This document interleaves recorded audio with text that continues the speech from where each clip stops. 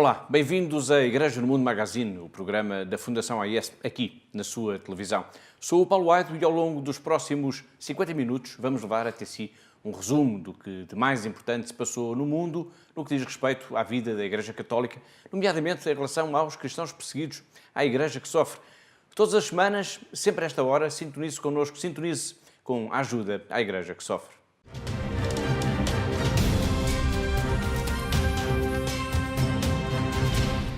Hoje vamos trazer uma grande notícia, a notícia extraordinária da libertação de uma menina cristã sequestrada pelos jihadistas no Iraque em agosto de 2014.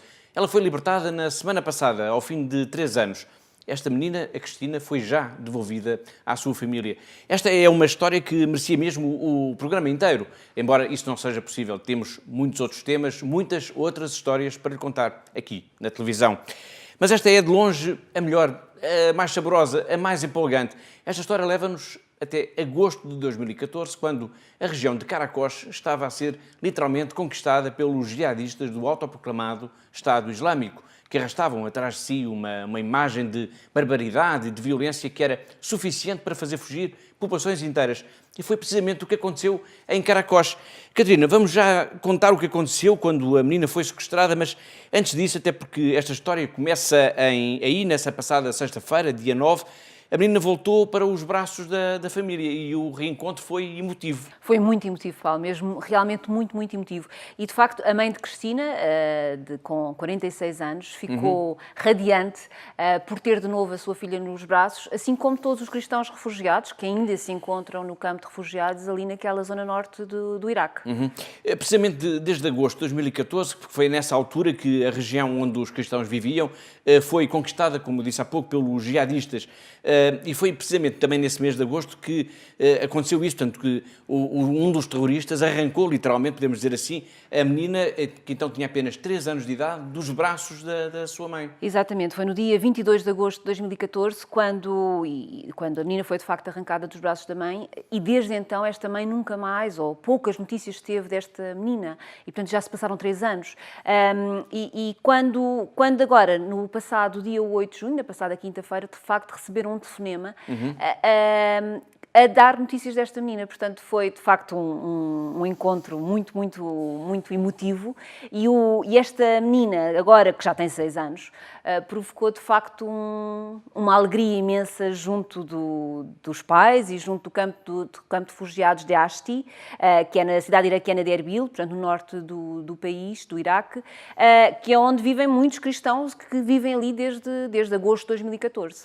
Muito bem. Antes de continuarmos, Catarina, eu tenho certeza também que esta história terá também comovido a própria Catarina de alguma maneira, porque conheceu a mãe e o pai da Cristina, a Aida e o Jadar, numa viagem que a Fundação AIS fez precisamente ao norte do Iraque em março de 2015. Verdade, Paulo. E, de facto, nessa altura, integrei uma equipa da AIS que foi, juntamente com uma equipa internacional da AIS, que foi juntamente com o Padre Alemba, o responsável pelos projetos do Médio Oriente, e que visitámos não só o Iraque, mas também o Líbano.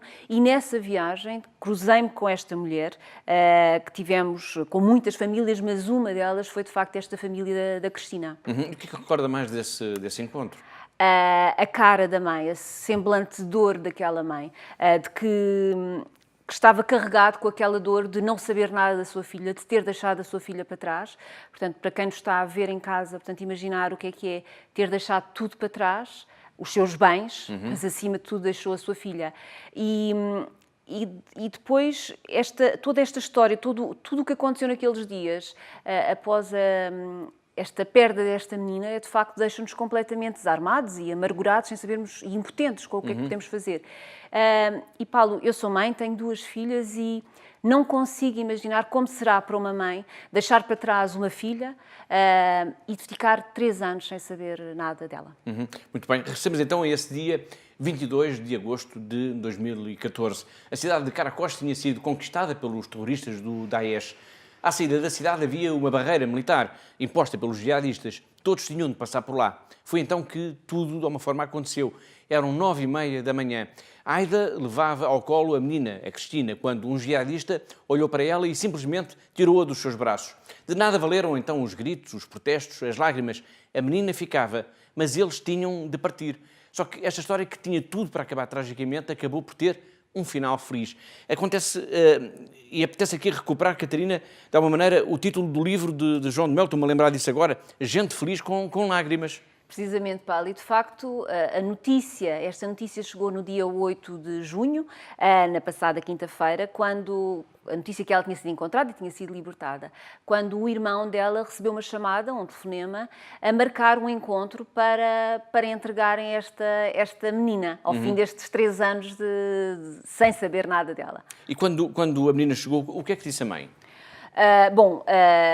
Esta história mobilizou vários meios de comunicação social e ainda bem que foi usada para isto, porque de facto foi uma história que marcou todas as pessoas que passaram por Erbil e que tiveram que se cruzaram com Ninguém esta lá família. desconhecia esta história, não é? Ninguém desconhecia, e mesmo no estrangeiro, todos os jornalistas que passaram foram sempre ter com esta mãe, porque de facto é uma história que nos deixa a todos, não nos podemos ficar indiferentes a esta história. Portanto, isto marcou de facto a comunicação social. E por isso, a mãe da Cristina aparece em vários vídeos e de facto isto é como que um milagre, não é? De voltar a encontrar a filha e estar outra vez com a filha, que foi o que ela fazia.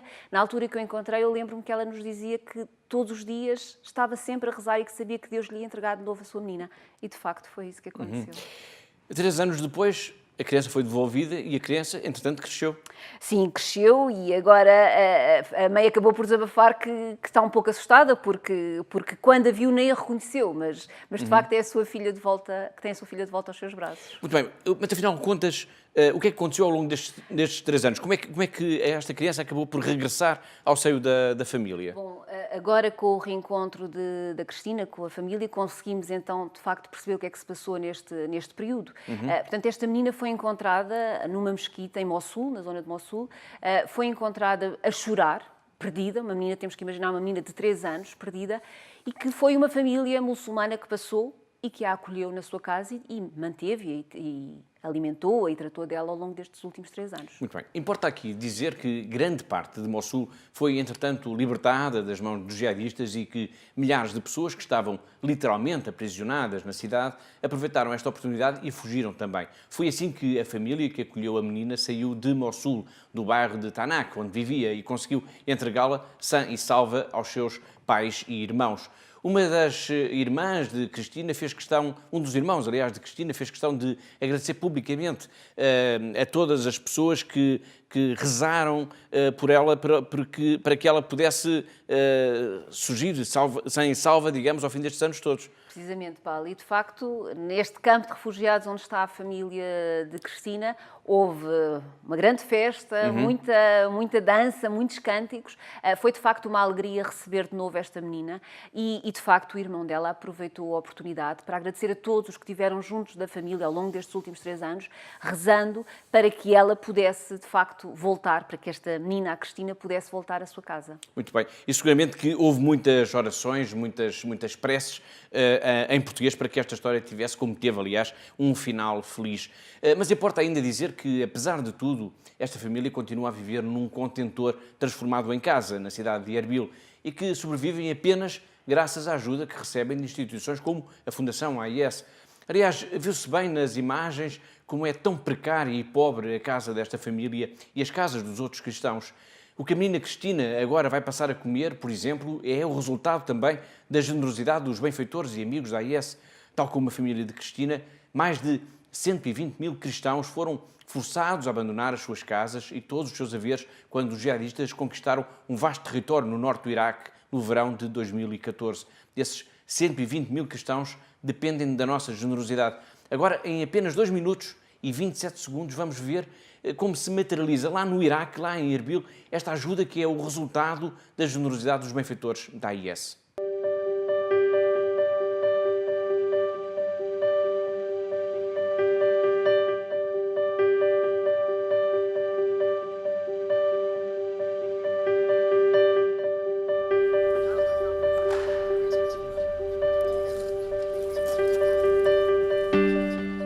خمسة بالشهر يبدي تجينا المواد خلال 10 أيام تكمل المواد اللي حوالي هي 13 مادة غذائية يبدي هو دور، تجينا الخطوه الثانيه اللي احنا نبدي نكيس، يعني نخلي هذه المواد على داخل اكياس حتى تصير كحصص. عند ما نوصل الى تاريخ 20 بالشهر او 21 او اقل 19، خلال هذه الفتره نبدي نوزع. خلال 10 ايام الى 12 يوم احنا نوزع لكل العوائل المشموله بالبرنامج. وعندنا نوعين من التوزيع العوائل اللي تسكن البيوت تجي مباشر تستلم منا. النوع الثاني عندنا من التوزيع للكامبات. يعني عندنا العام اللي فات بالبرنامج الاولي 6 اشهر الاوليه اللي اخذناه كنا نتعامل مع 13,000 عائله الى 13,500 عائله.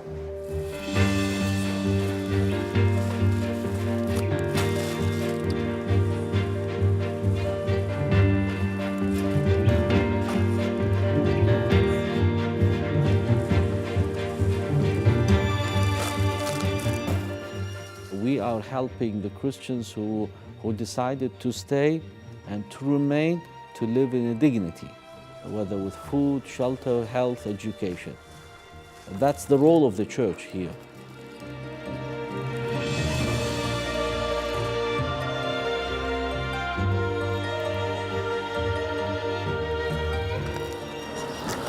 Thank you.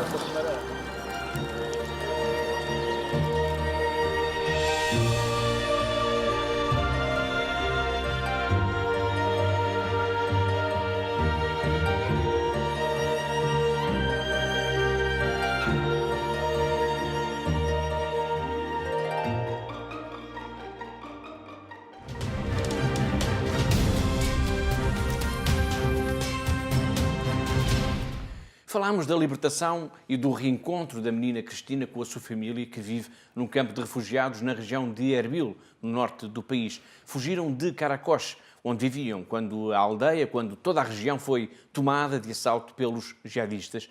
Agora vivem num contentor transformado em casa. Como eles, há muitas famílias. Vamos agora ao encontro de uma outra menina, Mariam Walid. Também ela vivia em Karakosh, também ela e a sua família tiveram de fugir dos jihadistas. Agora são todos vizinhos no mesmo campo de refugiados. Vamos ver um pouco como é o dia-a-dia de uma criança cristã num campo de refugiados no norte do Iraque. Mas veja este vídeo com atenção, ele é comovente.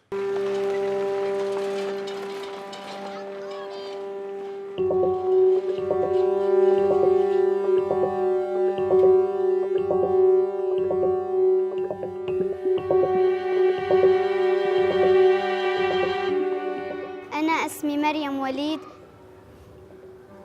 أشتاق هواية عليها، إن شاء الله باكر نرجع عليها.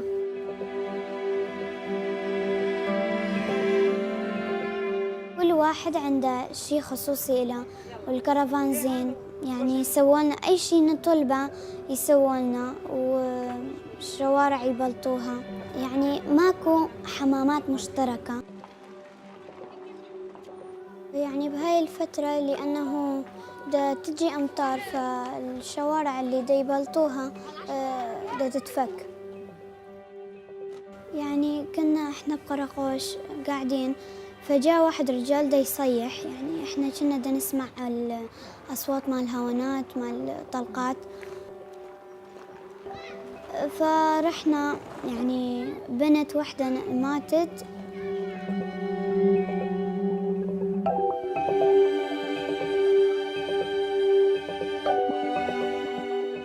طلعنا بالساعة 11 بالليل.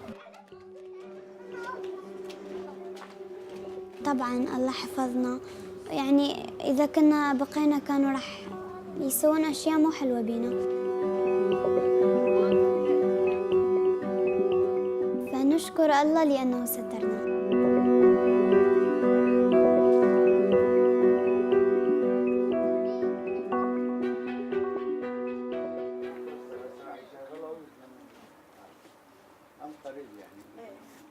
يلا باي.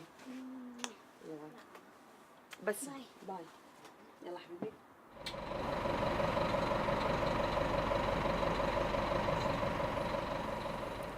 يعني مرات تحصل شوية مناقرة بين الصغار، لأنه عندنا صف الأول 2. مرات يتناقرون، تحصل مشكلة بين الكبار، ومرات يعني يهدون السائق يفرقهم.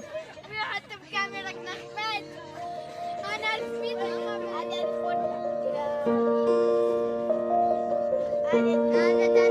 دلوي ولا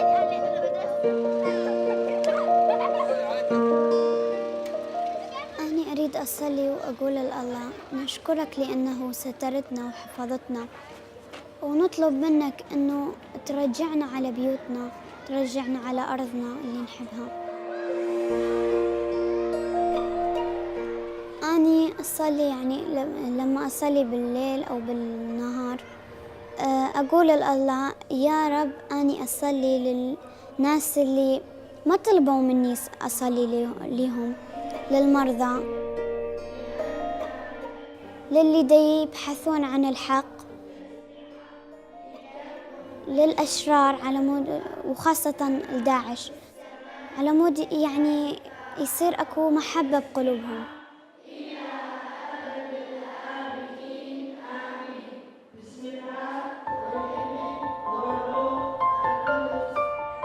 بس هاي المدرسة يعني أحسن، وحتى لو شدية أكثر بس أتعلم أحسن الشدية. يعني حتى بالعطلة أشتاق 15 يوم ردت بس أجي. أكو مادة ما تعجبني وأكو مادة تعجبني هواي. المادة اللي تعجبني علوم، أحلى مادة عندي.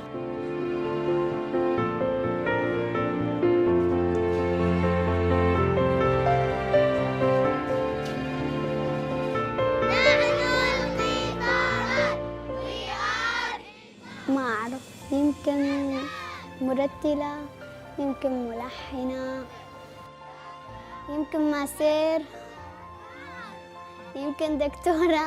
بس دكتورة وماسير يعني دكتورة ماسير، يعني ماسير ودكتورة.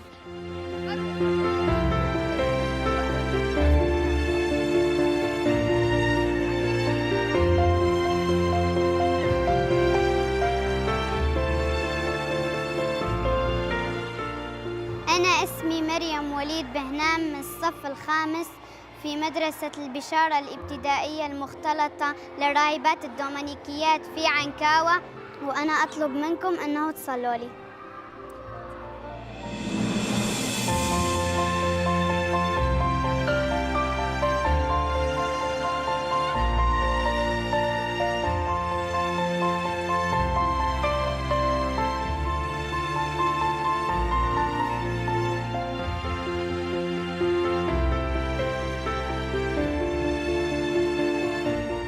O Iraque está em guerra há vários anos. A Síria está em guerra há vários anos, assim como a Líbia, o Afeganistão. Há notícias de guerra e de terrorismo, de violência e morte em tantos países do mundo. Depois temos visto a menina Mariam a rezar até pelos terroristas que obrigaram a sua família a fugir de casa, oração que é um sinal do enorme coração desta criança. Vamos recordar agora a mensagem que o Papa Francisco enviou este mês aos cristãos em todo o mundo. Ele pede o fim do comércio das armas. As guerras e os atentados terroristas fazem-se com armas. As armas vendem-se e compram-se. Há pessoas, países, com as mãos manchadas de sangue deste negócio imoral. Es una absurda contradicción hablar de paz, negociar la paz y al mismo tiempo promover o permitir el comercio de armas. Esta guerra de allá, esta otra de allí, ¿es de verdad una guerra por problemas o es una guerra comercial para vender estas armas en el comercio ilegal y para que se enriquezcan los mercaderes de la muerte? Acabemos con esta situación.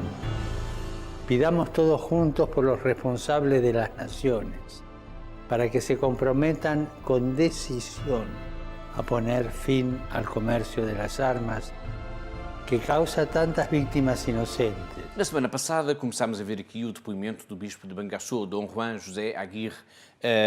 O Dom Juan José Aguirre, que é missionário comboniano e bispo de Bangassou, que fica na República Centro-Africana. Há instante vimos o Papa Francisco a pedir o fim do comércio das armas. Papa que esteve precisamente na República Centro-Africana no final do ano passado. Essa viagem correspondeu a um tempo de tréguas de cerca de 4 meses, mas a violência regressou em força a este país. Bandos armados, sejam eles os Seleka ou os Anti-Balaka, espalham o terror. Ninguém, na verdade, está bem mesmo a salvo. Nem os cristãos, nem os muçulmanos.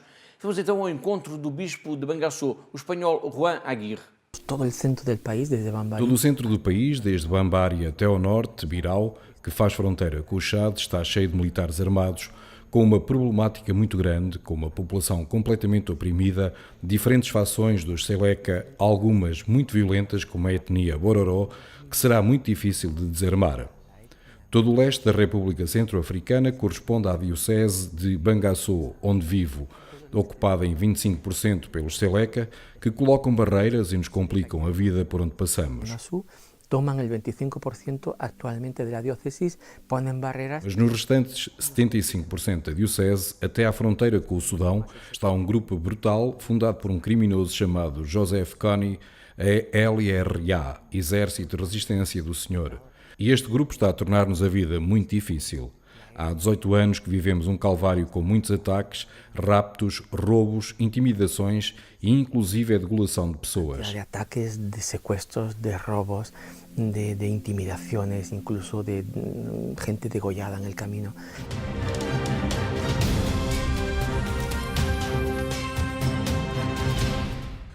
8 dias. Durou apenas 8 dias. Inaugurada a 13 de maio, uma capela consagrada a Nossa Senhora de Fátima, em Hyderabad, na Índia, foi vandalizada na manhã do dia 21 de maio por cerca de uma centena de pessoas que destruíram o altar, o crucifixo e a estátua de Nossa Senhora de Fátima. A capela tinha sido consagrada no dia 13 de maio pelo arcebispo Dom Tumabala, precisamente quando, em Portugal, o Papa Francisco presidia à cerimónia da canonização de Francisco e Jacinta. Estamos a ver imagens de como ficou o templo depois deste ato de vandalismo.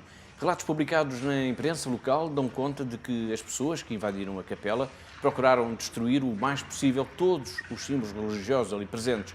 O crucifixo ficou partido, assim como a estátua de Nossa Senhora de Fátima, além de outros materiais que se encontravam no interior da capela. Segundo as autoridades, por trás deste ato de vandalismo poderá estar uma disputa de terrenos. Certo é que alguns habitantes da localidade já tinham manifestado a sua oposição à edificação ali de uma capela cristã.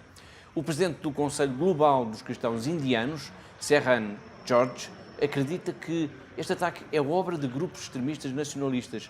Por sua vez, o arcebispo de Hyderabad, Dom Tumabala, lamentou este incidente que fere profundamente os sentimentos religiosos da comunidade católica e garantiu que a diocese irá agora empenhar-se na reconstrução do templo.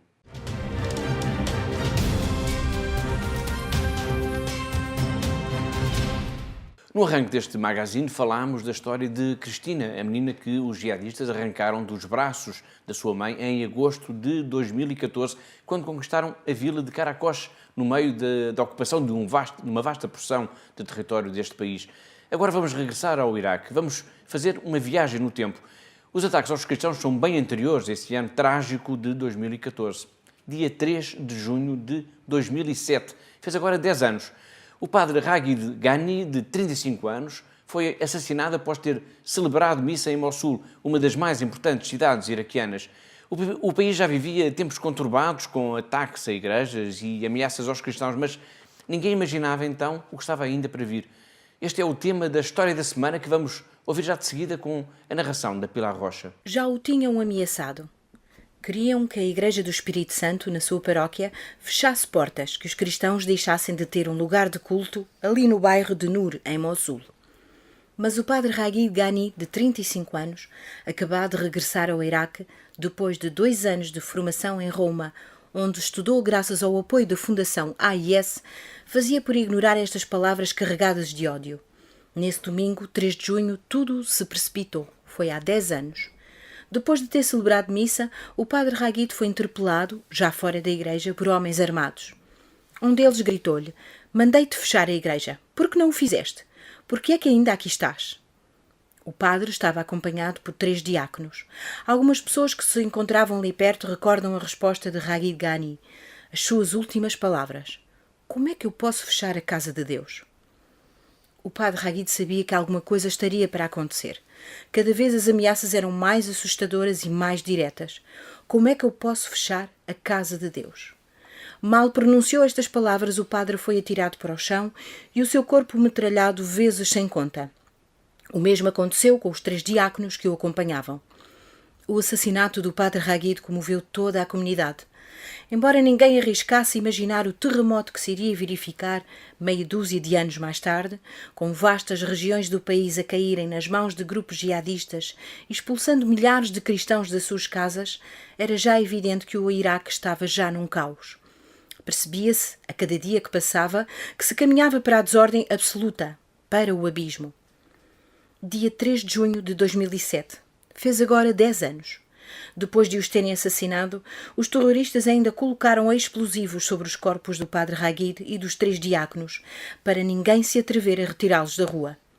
Naqueles dias, o ambiente em Mossul era já pesado. A morte destes 4 homens da igreja não deixou ninguém indiferente. Os jihadistas, que já então preparavam os dias do Holocausto que varreram o Iraque, a Síria e tantos outros países do mundo, continuaram com as ameaças.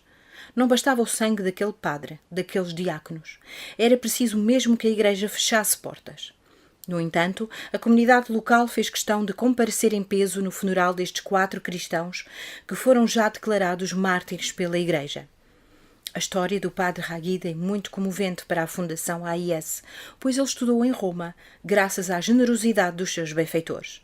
Até ao fim, ele manteve sempre uma ligação muito próxima com a Fundação AIS. 4 dias antes do seu assassinato, enviava-nos uma carta de agradecimento. Quero apenas dizer-vos que irei sempre rezar por todos vós, para que o Senhor vos preserve de todo o mal. O corpo do padre Raghid sucumbiu perante as balas dos jihadistas, mas essas balas não podem evitar que agora ele, no céu, continue a rezar pelos benfeitores da Fundação AIS, como prometeu na última carta que nos enviou.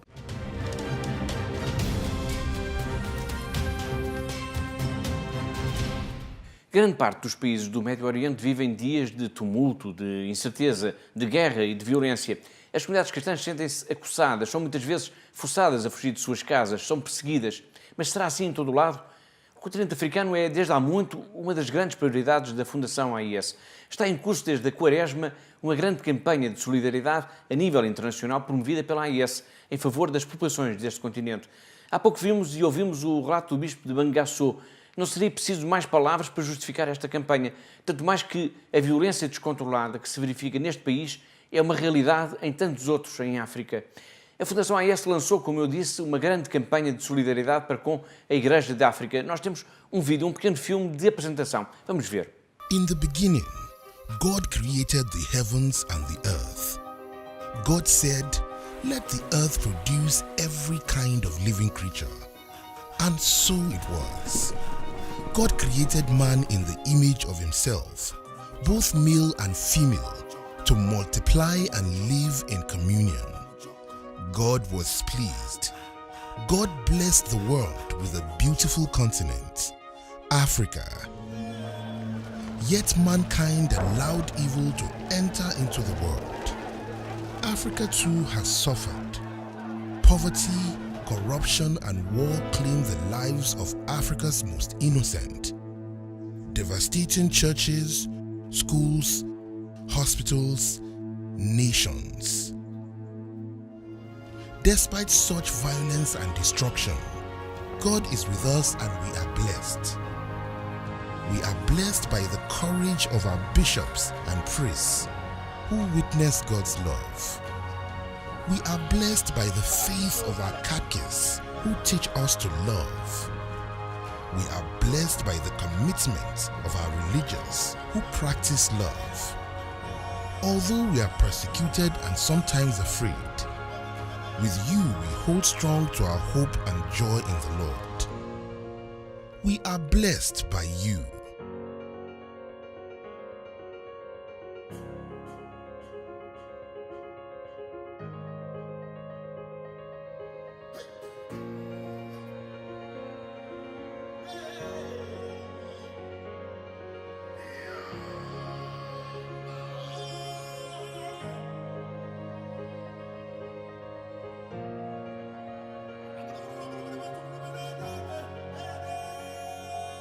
A Acabámos de ver um pequeno filme de apresentação sobre esta campanha internacional da Fundação AIS em favor de África. Nós temos mais um pequeno filme que nos vai ajudar a compreender melhor a realidade da Igreja neste continente, as suas necessidades e anseios. É um filme, Catarina, que nos leva ao encontro de seminaristas, de futuros sacerdotes.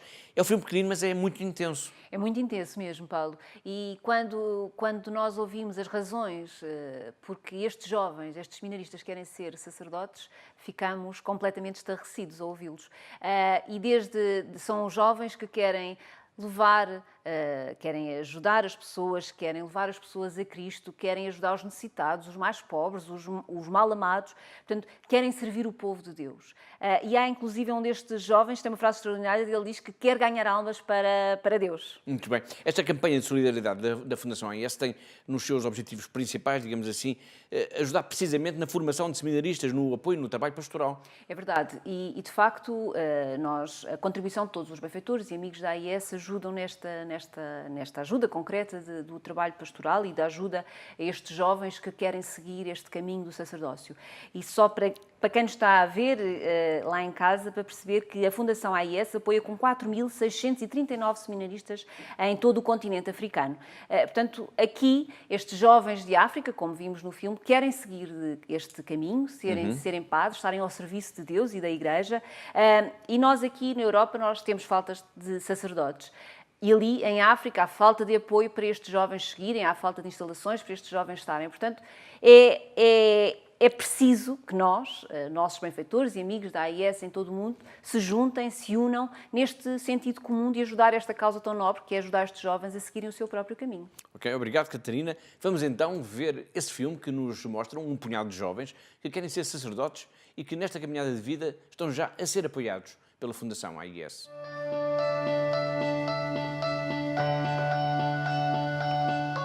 It is not easy because people expect a lot from us. We will have to resolve a lot of problems. It demands sacrifice. You have to detach yourselves from material things. You don't know if you have the money to survive. You have to be ready to be poor. You will have to learn for long years. It is difficult to obey the authorities. The society in Sierra Leone is more cultural than religious. They will think you are mad because you have no wife. Sometimes I will feel lonely. They will expect holiness from you.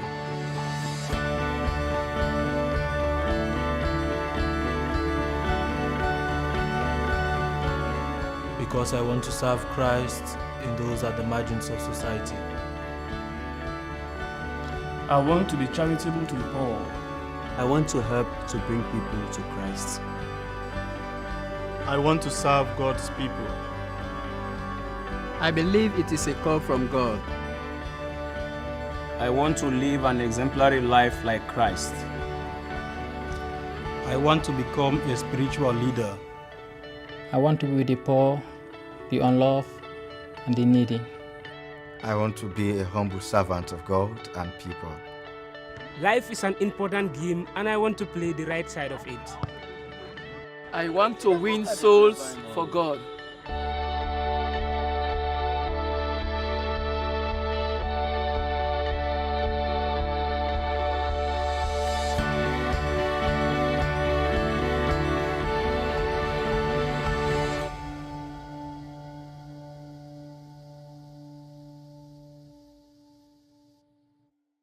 Vemos um filme fantástico que é por si só um poderoso argumento que justifica esta campanha da Fundação AIS. Agora, quem estiver-nos a ver lá em casa e quiser, por exemplo, também colaborar com esta campanha, o que é que pode fazer? Como é que deve fazer? É muito fácil, Paulo, e como temos dito aqui nas últimas semanas, basta querer, basta ter este primeiro gesto que pode ser ligar para o nosso telefone 217544000, ligar-nos, pedir mais informações sobre estes projetos e querer, de facto, ajudar tanto as irmãs na Serra Leoa, como as irmãs, os cristãos no Sudão do Sul, ou estes jovens que querem ter, de facto, um lugar para poderem estudar, para poderem seguir o seu caminho, para serem sacerdotes um dia.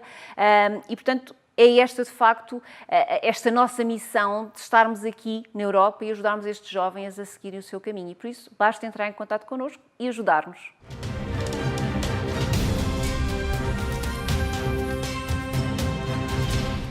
Uma das paragens obrigatórias aqui em Igreja no Mundo é na Síria. Em Cara, no mosteiro de São Tiago Mutilado, perto do Líbano, vive a irmã Miri, uma jovem portuguesa que decidiu entregar a sua vida a Deus.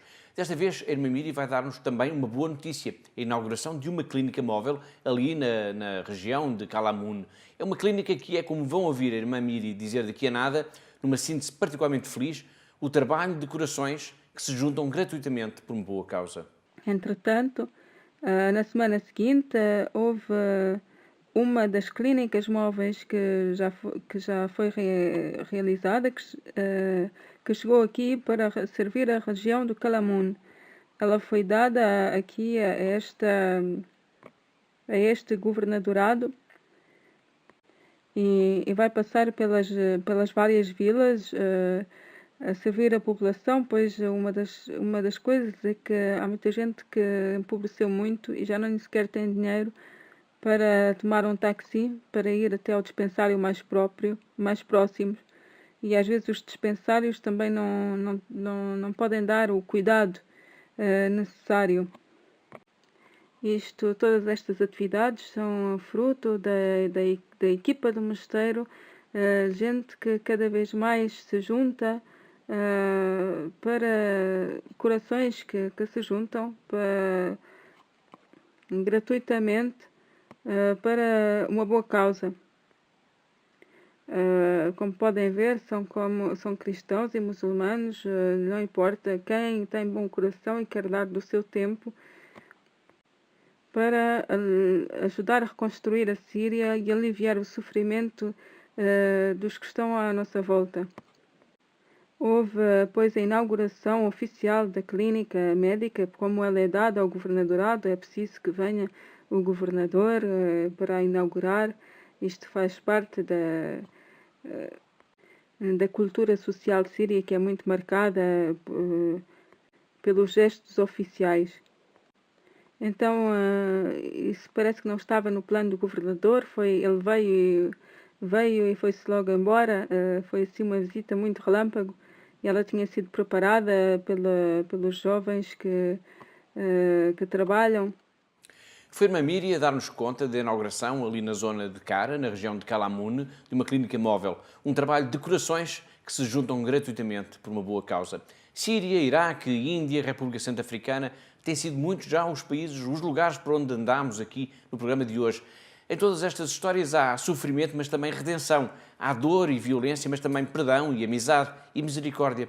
Agora vamos ao encontro do Padre João Henrique. Ele é o fundador da Aliança da Misericórdia no Brasil, que desenvolve um trabalho extraordinário no apoio aos sem-abrigo, aos mendigos, aos que dormem nas ruas, mas que passam como se fossem invisíveis aos olhos da maior parte das pessoas.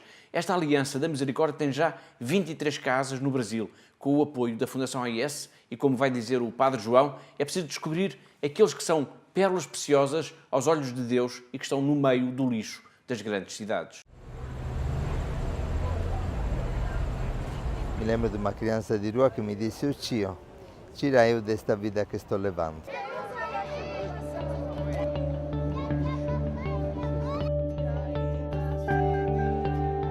Mas os missionários que vêm dormem na calçada, junto com nós. É bonito, é lindo.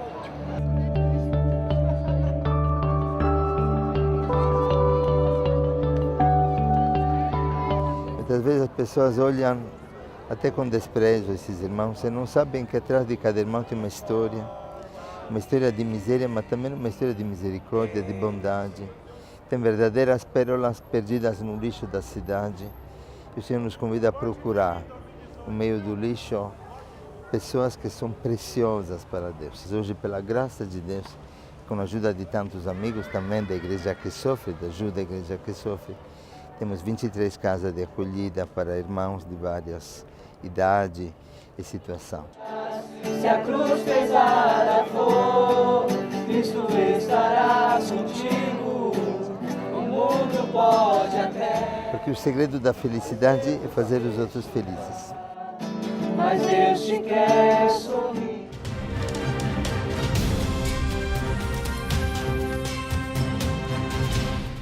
O Dom António Jaca, bispo do Cachito, uma diocese nova, perto de Luanda, Angola, esteve em Portugal e concedeu uma entrevista em exclusivo ao nosso programa. Hoje vamos ouvir este prelado, que é também secretário-geral da Conferência Episcopal, sobre um tema que tem provocado alguma crispação entre a Igreja e o governo de Luanda: o alargamento das emissões da Rádio Católica, a Rádio Eclésia, ao resto do país, pois só pode emitir na região da capital. Sobre este tema, o prelado usa palavras fortes. Será que o governo de Angola tem medo da voz da Igreja? Vamos ouvir a resposta de Dom António. As emissões da Rádio Eclésia estão confinadas a Luanda e a Igreja protesta por isso. Estão confinadas em Luanda e com muita tristeza nossa e pessoalmente trabalhamos muito para que este processo de expansão da Rádio Eclésia. Nós temos não há justificação possível. Não há justificação? Não, justificação possível. Nós temos reformado isso de forma categórica. Certo. Isto é falta de vontade política. Não há nenhum impedimento jurídico legal que possa. Tanto porque a Rádio Eclésia é uma rádio que existiu desde os anos 56, não é? Portanto, tem uma história. E ela sempre emitiu para todo o país. Portanto, não há aqui. É um instrumento importante para a própria coesão do país. E o que estamos a pedir não é nada de extraordinário. Certo.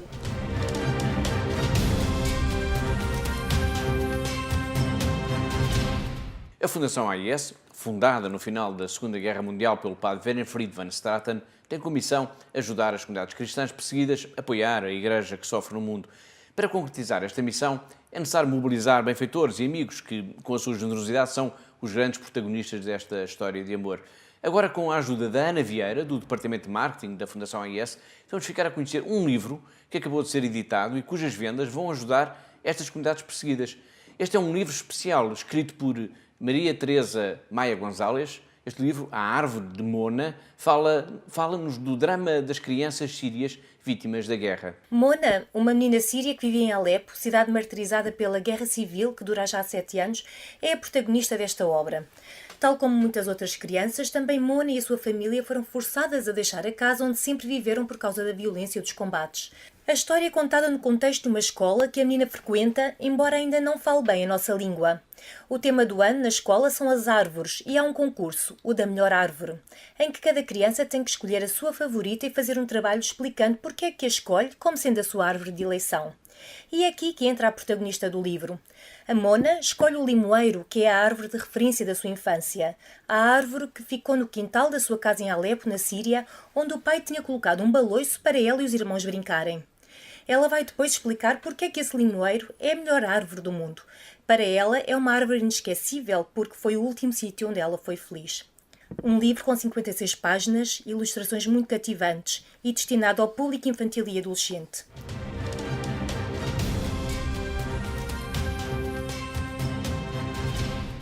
Agora vamos até Paris. Temos vindo a escutar ao longo das últimas 2 semanas o testemunho do padre Jacques Morad.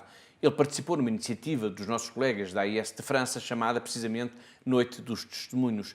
As palavras do padre Jacques Morad são muito importantes para percebermos melhor a tragédia e a violência que se abateram em tantos países do mundo sobre os cristãos. No arranque deste programa falámos de uma criança, uma menina, Cristina, que tinha sido libertada depois de ter sido sequestrada durante 3 anos pelos jihadistas no Iraque, pois o padre Jacques Morad também foi sequestrado, mas na Síria. Hoje vamos ouvir o seu testemunho. São palavras poderosas. No arranque do programa, ouvimos o Papa Francisco a pedir o fim do comércio das armas. Agora vamos ouvir o padre Morad a dizer o mesmo, a denunciar o comércio dos que têm as mãos manchadas de sangue. Il est temps de réagir contre la peur d'une troisième guerre mondiale. É hora de agir. É hora de reagir ao medo de uma terceira guerra mundial. Chegou a hora de uma revolução da paz contra a violência, contra a fabricação de armamentos, contra governos que constantemente encontram razões para a guerra em todo o mundo, mas sobretudo no Médio Oriente. Quanto à Europa, é hora da comunidade muçulmana tomar uma posição clara e inequívoca em relação à violência que está a crescer e a propagar-se. Um grande temor tem-os paralisado e assim acorrentado, mas o seu silêncio está a tornar-se sinal de um manifesto e aparente acordo diante da violência que se está a desenvolver.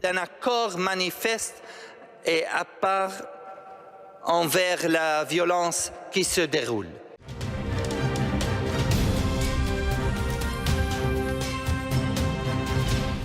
Agora vamos até ao Vaticano. Vamos ao encontro do Papa Francisco. Paragem obrigatória neste programa da Fundação AIS. O Santo Padre comunica de forma única, numa linguagem que não precisa, na verdade, de traduções, que é simples, que é incisiva, que é apelativa. Todos os dias, ou quase todos os dias, o Papa Francisco publica na internet um pequeno texto que acredito tem sido precioso para que todos possam compreender melhor o papel de cristãos neste tempo tão conturbado em que vivemos.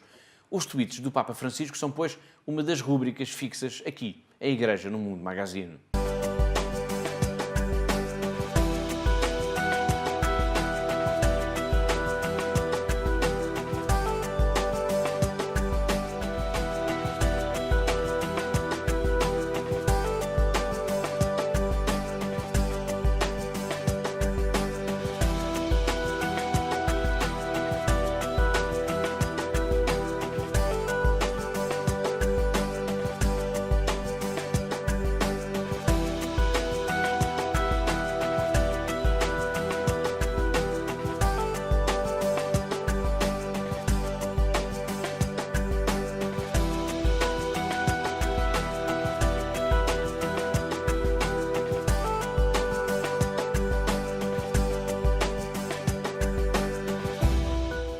Foram os tweets do Papa Francisco. Portugal é um dos países do mundo em que se publica uma revista exclusivamente sobre a vida do Papa Francisco. A revista chama-se O Meu Papa e, tal como fizemos nos programas anteriores, vamos saber agora, em primeira mão, os temas principais da edição que acabou de chegar às bancas em todo o país. Vamos já ao encontro de Clara Raimundo, a diretora da revista, que está precisamente na redação de O Meu Papa, que nos vai apresentar essas novidades. Olá, Clara. Olá, Paulo. Já está nas bancas a nova edição da revista O Meu Papa, a edição número 10. Por isso, já posso contar-te com quem é a entrevista exclusiva de que te tinha falado na semana passada. É uma entrevista com a sobrinha do Papa Francisco. Ela chama-se Maria Inês, trabalha na Faculdade de Ciências da Educação e Comunicação em Buenos Aires e nós fomos conversar com ela para perceber quem é o tio Jorge Bergoglio. É uma entrevista muito interessante porque nos dá uma outra perspectiva do Santo Padre. Nesta edição temos também um artigo muito curioso sobre aquela cruz que o Papa Francisco leva sempre ao peito. Posso dizer-te que foi um presente que ele recebeu há 15 anos de um padre muito amigo. Além disso, como chegamos às bancas em plena época de celebração dos Santos Populares, temos, como não podia deixar de ser, as histórias inspiradoras de Santo António, São João e São Pedro. Temos também uma reportagem muito especial do nosso jornalista António Marujo, que esteve com o Santo Padre em Roma. E que mais? Contamos aqueles momentos mais importantes que o Santo Padre viveu ao longo do último mês, porque a revista, relembro, agora é mensal, momentos esses como, por exemplo, o dia que o Papa passou com 400 crianças no Vaticano ou a viagem que ele fez à cidade de Génova. Entre muitas outras coisas, temos receitas, temos as frases mais inspiradoras do Santo Padre nas audiências, temos as suas meditações nas homilias da Casa Santa Marta. Enfim, motivos não faltam para correrem já para as bancas e reservarem o vosso exemplar. Entretanto, já estamos a preparar a edição número 11, mas sobre isso eu falo-te na próxima semana. Até lá, Paulo! Obrigado, Clara, e até para a semana, se Deus quiser. Estamos mesmo a chegar ao fim do nosso programa. São raras as semanas em que o Santo Padre não fala na questão dos cristãos perseguidos. Mas hoje vamos recordar uma outra mensagem. É um pequeno filme, produzido com o apoio da AIS, em que o Santo Padre nos pede para sermos misericordiosos uns com os outros. Ele pede para darmos as mãos uns aos outros. É apenas um minuto. Los hombres y las mujeres necesitamos de la misericordia de Dios, pero también necesitamos de nuestra misericordia. Necesitamos darnos la mano, acariciarnos, cuidarnos.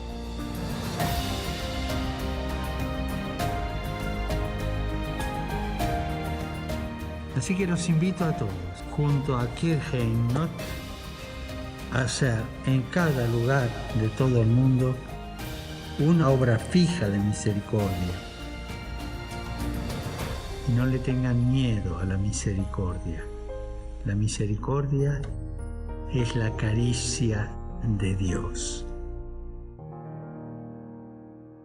A misericórdia é a carícia de Deus. E assim, escutando estas palavras do Papa Francisco a interpelar-nos, a pedir para darmos as mãos uns aos outros, chegamos ao fim de mais um Igreja no Mundo Magazine, o programa da Fundação AIS, aqui na sua televisão. Em nome de toda a equipa que pensou, produziu e levou até si este programa, despeço-me com amizade. Até à próxima semana. Até ao próximo Igreja no Mundo Magazine, se Deus quiser.